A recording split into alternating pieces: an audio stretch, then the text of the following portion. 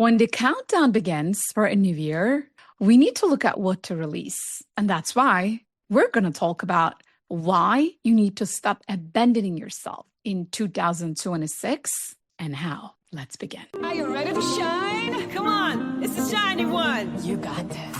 Welcome to the Shiny Minds Show. Hello, everyone. I am Dr. Shiny. I am super excited that we are literally in the official countdown to wrap up the year of 2025 behind, to welcome the new year with love and acceptance and abundance and gratitude. I always take the time at the end of the year to look at what I have accomplished, what I have achieved, how I have lived, how I have showed up, and what can I do even better next year. And I wanted to take this time to talk about our patterns, because here's the thing. When we are entering a new year, it is really not what we are bringing to add on. It is more so about what we are not bringing and what we are releasing. So think about it. If you have a beautiful bottle of oil that you love so much, and still, if this oil carries a drop of poison in it, is it still the oil that you love? Not really, because it has poison in it, right? So the most important part that becomes in our everyday life is, how can we remove the poison? How can we remove the patterns that are stopping us, that are making us feel stuck, not able to move forward, stagnant? That's why I would love to talk about what the patterns are that I see a lot in my coaching education programs, so that I can give you a map. So perhaps you also need that kind of a map, that kind of a mirror, to look at your own life, to look at your own patterns, and then to say, okay, am I willing to release them and not take them with me to the new year? Because it's super important to become aware of our patterns, and then to have a conversation with them and to literally say, listen, I know you're trying to protect me. I know you are here for a reason, dear pattern. I appreciate that. I know you are doing the best, and I have survived video up until now. And yet, for the next year and moving forward, I actually would love to do something different with you. I would love to sit down with you and to understand what was the intention behind all these automatic habits and patterns that you did for me, so that I can just let go of you. I believe I can have a different relationship with you outside of my own mental patterns, dear pattern. So can I take you outside of my being, my nervous system, and can I put you outside? If we don't have this conversation, we will never be able to outgrow them. So I have 3 patterns that I picked that I see a lot in human behaviors, in all of us, in human psychology. Number 1 is people pleasing. I am a recovering people pleaser myself, and I have been recovering for a while now. And I know it's an ongoing process. It's a lifetime process, maybe, because I learned it at a very young age in my childhood. So it became my conditioning. And I have all the tools with my own NeuroShine technology, with neurolinguistic programming, positive psychology, quantum physics, metaphysics, leadership communication strategies, even like cosmology. I look at the stars, and then I look at the sky mechanics, and then I apply that to myself. And then I realize it still is there, because there is a part of me that I like being this person who pleases others. Are you feeling the same? If you have that, I understand. If we are trying to please others at the cost of our own self-love, our own self-worth, then we are damaging ourselves. Then it's not helping. Then it is actually doing the opposite effect. We are selling our soul, selling our sovereignty in the expectation of approval, in the expectation of doing something for something else. And then at the end of the day, we are abandoning us. That is not what life is about. Life is about becoming one within ourselves, becoming sovereign beings, co-creators of our life. And I am coming to you with full vulnerability. Obviously, I have been teaching my Nourishine technology for so many years. I started my company, Academy of Nourishine Technology, in 2011. It's going to be 15 years in January, in a month. So I started teaching NLP. I started teaching different disciplines because I always wanted to apply those teachings to myself. I needed it. I come from this wound of not being good enough. And it comes from my relationship with my father in my childhood. I just learned that as a behavior. And I thought I needed to do extra to get love from others. That's a learned behavior. That was something my child brain thought it was the truth because I didn't have the conscious critical thinking around it yet back then. All I wanted was love. And love was sort of conditional. I needed to do things that I didn't want to. I needed to say the things that I knew I didn't mean to because otherwise my father would resent me and then he wouldn't talk to me for days and months. And so my little child self learned that behavior. In order to get love, you need to please the person. You don't have to say what you think. You don't actually put your truth out there because it hurts them and they're not happy. So if they're not happy, therefore you don't deserve to be happy. Do you see the mechanics, how it works? So if you are someone like that, I get you. I hear you. We are all on this boat together. We are all in this game together. And that's why I'm telling you, there's a way out. There is a way out once you understand your pattern, once you become friends with it, once you understand it, once you just ask the intention behind it, once you realize, oh, it was trying to give me love. It was trying to prove me my own self-worth. But it is so old. It is just 40 years ago. So it was 40 years ago when we learned this. It was a total different game. It was a total reality. Like that timeline has shifted already. I don't have to accept it as my truth anymore. So I can just let it go. I can release it. And so can you. So all the people pleasers in the house, I know I am not the only one. I know you are listening and you are feeling it. And you are asking if that's the case for you. If there is any part of you that is doing too much for other people's opinions, for other people's approval, for other people's emotions, if you find yourself trying to manage others' emotions, if you are too sensitive to what is going around you, because you have this type of a symptom and it's totally okay. It's a learned behavior. Once you understand it, once you apply my formula for change, which is change equals awareness multiplied by willingness.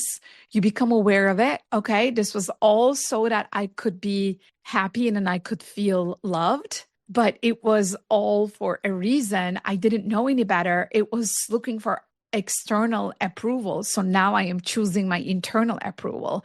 Now I am not abandoning myself. Now I am not betraying myself. Now I am choosing myself. I'm going to be true to myself. I can understand that they may not like what I say. They may not approve what I say, but my job is not to make them like me. My job is to make me like me. Therefore, I am shifting the things and I am shape shifting. I am turning things around and I'm choosing me. Okay. This is how we can release this pattern and then we can let it go and then we can stay in 2025. We can say kiss goodbye to it. And then we can say thank you for all these years, for all the things that you have done to make me feel loved, to make me feel worthy. I really appreciate it. I know better now. I learned now. I am aware and I'm willing. I'm aware that it's an external approval mechanics that I am not choosing anymore. So I'm also willing to be disliked. I'm also willing to choose my internal self-worth, my internal love, my self-love over external like and approval. Yes? Can we say that? We got this. The second pattern that I want to talk to you about, that I see so much in all of us as humanity, is not able to say no when your whole body is screaming, no, but you find yourself saying, yes, sure. Ever had one of those moments? You are definitely a no, no, no, like, please leave me alone. And still, you just don't even realize how that automatically left your mouth because you just said yes. Does that ever happen? I know. So this one, I'm better at. I'm absolutely good at saying no. I learned it. This was a very hard process for me, especially if you are working with others that require your input, that want your attention, that want your help.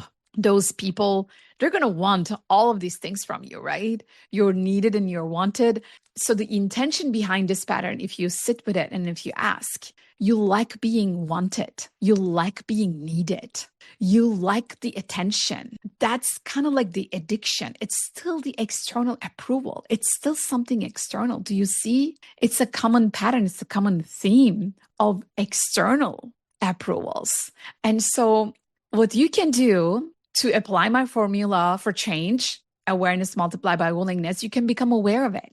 Am I physically feeling this yes in my body? Is this a full body yes? Am I owning it? Do I feel expansion in my heart? Do I feel expansion in my being when this question comes to me, when this request comes to me? Do I feel yes, a full body yes? Or do I feel, not really, please leave me alone, please leave me alone. And then you still say, sure, I'll do it, because you feel like you are supposed to. It's so not easy. I gotta tell you, we are surrounded by people and then we live in people, okay? We are people. And so it is an addiction that we are surrounded by, we are programmed by, conditioned by. People are going to need other people. And yet, what we are going to need to become aware of is the context around it. The first thing you need to become aware of is your body language. What is your body saying, right? That is your nervous system speaking to you. If you are not feeling a yes from your body, then look at the conditions around it. Look at the context around it. Why would you not want to say yes to this one? Oh, because it is going to require a lot of time from you, and then you're not willing to spend your time on this thing. Valid enough. That is exactly the case. And that's exactly the reason why you are going to say no. And you're going to say, you know what? I have my other priorities. I would have really loved to do it, yet I have my other priorities. So perhaps next time. Or you're going to say something like, you know, I am working on saying no when I don't feel like a full body yes within myself. Although it is very uncomfortable, I would really appreciate your understanding in this work that I am doing for my personal development. There you go. You not only spoke your truths, but you also included them and then you invited them. And then by being in this way, you're also inviting them to do the same. One person doing it, inviting the other one, and the other one is doing the same thing for the other person. And then that's how we can start a ripple effect of owning our truth. Saying no is okay. Saying no to yourself is not. And we can totally do it. Yes? Choose yourself and invite others to join your process. Look at this. Zoom agrees. Yes, I love it. Wonderful. So the third pattern that I see a lot in humanity as a psychological pattern is avoidance. You know how you have some very difficult conversation that you need to have, and then you successfully put it under the carpet. You are totally fine not doing it because it is uncomfortable. That's what I'm talking about. In these moments, we are less of a dignified human, because look at the mechanics behind it. I let this discomfort become bigger than my truth. Discomfort owns me because it shapes how I behave in this moment. So discomfort overpowers my truth. Therefore, discomfort wins the game. You see, that's it. That's the mechanics behind it. And that's exactly why we need to stop it. And then we need to also put it behind. We need to release it, and we need to let it go and not carry it to the upcoming year of 2026. So the pattern of avoidance is obviously another pattern that we learn in our upbringing. And it is also a very deeply rooted pattern. So I understand if you are unconsciously doing that. I'm inviting you to become aware of it. If there is no awareness, you cannot change it. Let go of all the things that you do, which might fall under willingness, right? Oh, I'm doing a lot of things, but you're not doing the thing that needs to release the pattern, break the pattern. So if you're doing a lot of the things, but you are not facing your avoidance, then you're not being aware. So awareness becomes zero. Whatever you multiply by zero is still going to be zero. So that's why you're not going to change your pattern. Understand? When you become aware of it, when you face your avoidance, and when you say, dear avoidance, you're not bigger than me. You're not going to overpower me. I am just going to turn it into a conversation, which is all that is. I'm just going to own it. I'm just going to show up to it. I'm not going to let it bother me because I'm bigger than that. I am more powerful than that. You know, these conflicts, these difficult conversations is part of life. So thank you for protecting me all this time and pretending and then assuming that it would not be okay for me, but it is totally okay for me. I'm accepting the difficulty of this conversation, and I'm totally fine with it.